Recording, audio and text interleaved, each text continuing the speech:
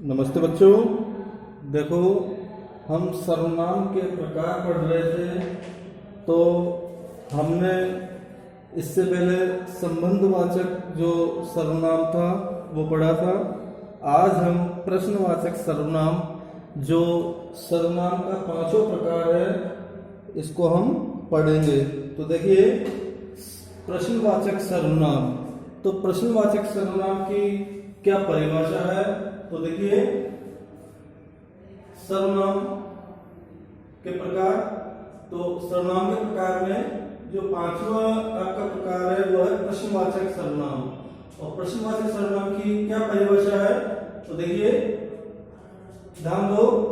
जिन सर्वनाम शब्दों द्वारा किसी प्रश्न का बोध हो वे प्रश्नवाचक सर्वनाम कहलाते हैं। तो देखिए, जिन सर्वनाम शब्दों द्वारा किसी प्रश्न का बोध हो, किसी प्रश्न का बोध हो, वे प्रश्नवाचक सर्वनाम कहलाते हैं।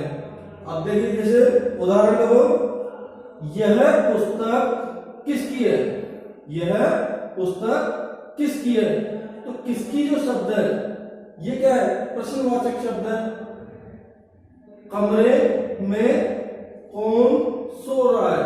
कमरे में कौन सो रहा है? तो जो कौन जो शब्द है ये प्रश्नवाचक आपका सर्वनाम है। तो देखिए, इसमें किसकी और इसमें कौन। तो ये जो शब्द है ये प्रश्नवाचक शब्द। तो देखिए, जिन सर्वनाम शब्दों द्वारा किसी प्रश्न का बोध हो वे प्रश्नवाचक सर्वनाम कहलाते हैं। अब देखिए, इसमें उदाहरण में यह पुस्तक किसकी है, और दूसरा जो उदाहरण है कमरे में कौन सो रहा है।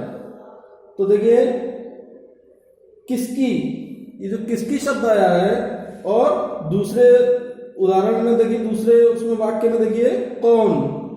तो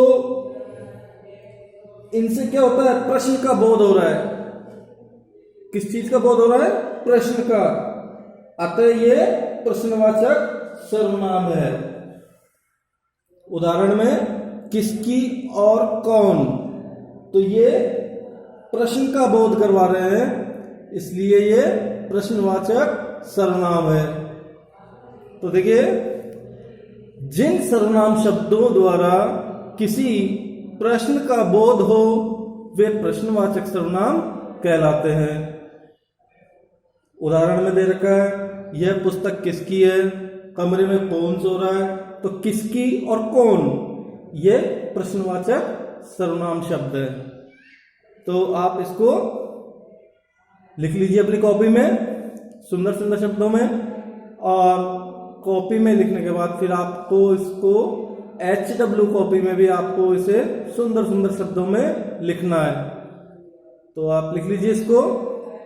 लिखते समय आप इसे पढ़ेंगे भी, बोल बोल करके लिखेंगे, इसे पढ़ पढ़ करके इसको लिखना है। एक एक शब्द को पढ़ेंगे, बोलेंगे, लिखेंगे, और बाद में आपको HW कॉपी में बहुत सुंदर सुंदर शब्दों में ये काम करना है। तो आप लिख लीजिए इसको, प्रश्नवाचक सर्वनाम लिख लीजिए इसको।